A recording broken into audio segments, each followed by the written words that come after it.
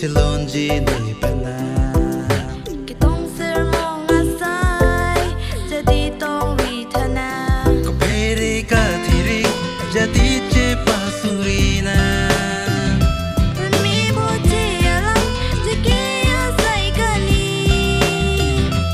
Nang le sing hangte chun che ji alam ave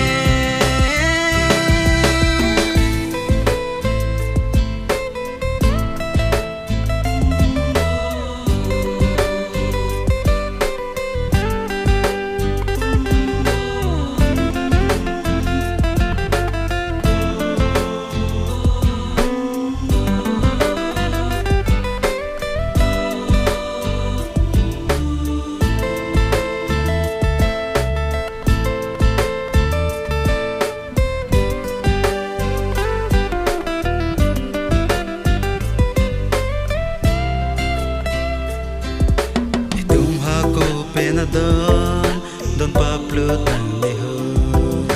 Iting mun di manang kay kirla aparnon Nang leho peluti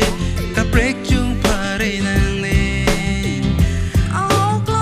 kangon sa love ng supir B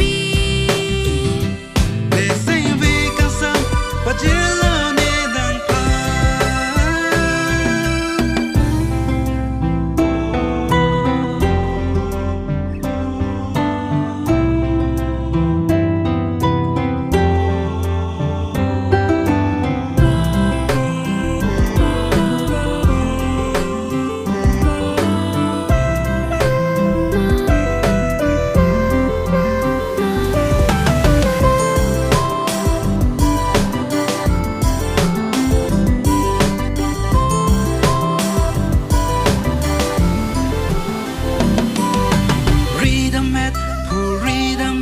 So piri bilong